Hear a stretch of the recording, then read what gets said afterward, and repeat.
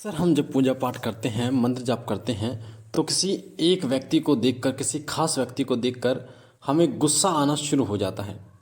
हो सकता है वो व्यक्ति हमसे कुछ ना बोले, कुछ ना कह रहा हो, कुछ उसने गाली ना दी हो, पर फिर भी हमें उसे देखकर गुस्सा आता है। हम चिड़चिड़े हो जाते हैं और हमें ऐसा लगता है कि वो व्यक्ति मेरी आंखों के सामने से हट जाए। वो व्यक्ति जरूरी नहीं है कि कोई बाहर का व्यक्ति हो, वो आपके आस पड़ोस का भी हो सकता है, आपके घर का कोई मेंबर भी हो सकता है, आपके कोई रिश्तेदारी में से भी हो सकता है, या फिर आपके काम धंधे से जुड़ा भी कोई व्यक्ति हो सकता है, जिसे देखकर आपको ऐसा महसूस होता है कि आपको गुस्सा, चिड़चिड़ापन महसूस हो रहा है। तो आपको ऐसा क्यों लगता है, जबकि आप तो पूजा पाठ करते हैं, आप तो मंत्र जाप करते हैं और आपको ईश्वरीय संकेत भी प्राप्त होते हैं जब आप पूजा पाठ करते हैं। सपने के माध्यम से जिनकी आप उपासना करते हैं वो आपको संकेत देते हैं।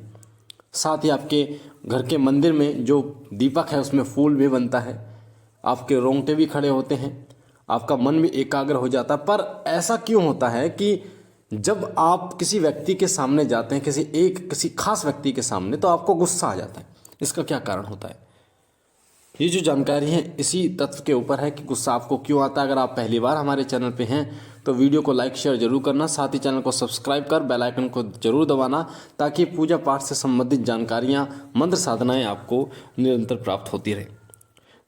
देखिए, जब आप नित्य पूजा पाठ शुरू करते हैं, मंत्र जाप शुरू करते हैं, तो एक पॉजिटिव ऊर्जा आपके अंदर आती है, एक सकारात्मक ऊर्जा आपके चारों तरफ, आपके उस मंदिर में, आपके घर में, आपके शरीर में प्रवेश करती है।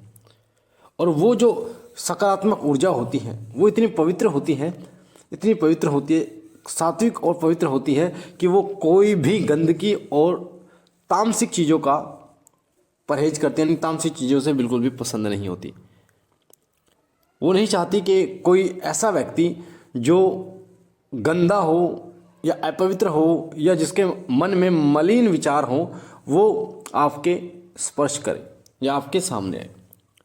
जब आप किसी व्यक्ति के साथ जाते हैं, किसी व्यक्ति के सामने आते हैं, तो आपके अंदर जो पॉजिटिव ऑरा है, आपका पॉजिटिव ऊर्जा है, जब वो नेगेटिव ऊर्जा के पास आती है, यानी नकारात्मकता के पास आती है, गंदे विचारों वाले व्यक्ति के पास आती है, ऐसे व्यक्ति के पास आती है जो तामसिक चीज़ों का सेवन करता है, ऐसे व्यक्ति के पास जाती है जो गंदगी है जिसके दिमाग में, जो गंदा है, जब वो ऐसे व्यक्ति के पास जाते हैं, झूठा है, अश्लील विचार जिसके दिमाग में है, ऐसे व्यक्ति के जब संपर्क में आप जाते हैं, जो नास्तिक है, जो दूसरों का बुरा सोचता है, जिसकी जो महत्वाकांक्षा ही गलत है, तो आपका पॉजिटिव ऊर्जा उसको जैसे ही टच करता है तो आपको संकेत देता है कि कहीं ना कहीं कुछ गड़बड़ है, और वो आपको दूर करने की कोशिश करता है। और होता क्यों है? क्योंकि जिन भी देवी देवता की आप उपासना करते हैं, धीरे धीरे करते करते, जैसे आप पूजा करते रहते हैं, एक देवता का गुण आपके अंदर आना शुरू हो जाता है। जैसे कई लोग माता काली की पूजा करते हैं तो उन्होंने गुस्सा जो है उनको तो आता ही है, उनको गलत बात कभी भी बर्दाश्त नहीं होती। तो जिन देवी देवताओं की आप पूजा करते हैं उनके गुण आपके अंदर आने शुरू हो जाते हैं। जैसे आप भगवान शिव की पूजा करते हैं तो आपके मन में वैराग्य उत्पन्न हो जाता है, आपको इस संसार के विषय में पता चलता है कि आप इस संसार में जो आए हो इसका क्या कारण है, इस संसार में आने का आपका क्या उद्देश्य है। ये संसार तो मात्र भौतिक है, अध्यात्म चीज कुछ और है। आपका उद्देश्य शिवलोक की प्राप्ति है, समाज कल्याण है, कर्म करना है। ये आपको पता चलता है जब आप भगवान शिव की उपासना करते हैं।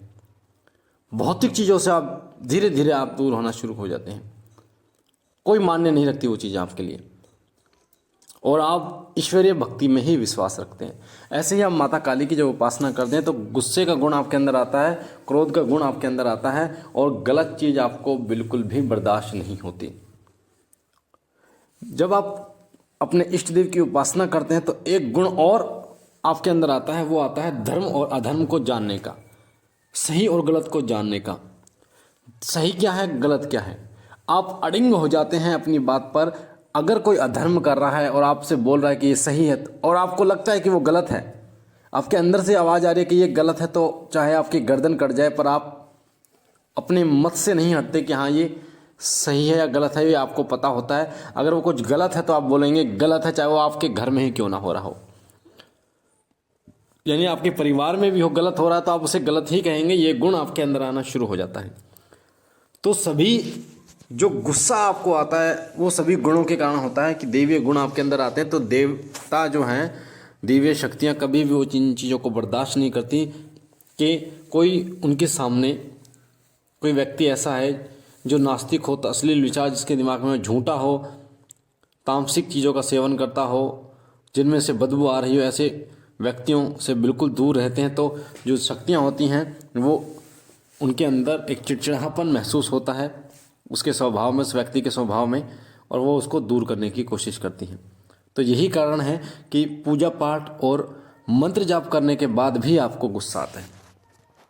तो ये थी महत्वपूर्ण जानकारी जो आपको पसंद आई होगी कि मंत्र जाप पूजा पाठ करने के बाद आपको गुस्सा क्यों आता है, इसका क्या कारण है। बाकी पहली बार अगर आप चैनल पे हैं तो वीडियो के नीचे जो लाल कलर का बटन है सब्सक्राइब का, उसे दबा के चैनल को सब्सक्राइब कीजिए, बेल आइकन को दबाइए, घंटे के निशान को, ताकि जो जानकारी हम डालें वो सबसे पहले आपको प्राप्त हो। लाइक कीजिए, शेयर कीजिए और बहनों और भाइयों तक और लोगों तक जानकारी जाए और लोग भी इसका फ़ायदा उठा पाएँ।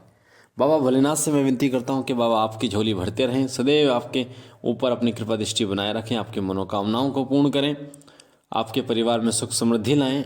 हम मिलते हैं एक नई जानकारी के साथ।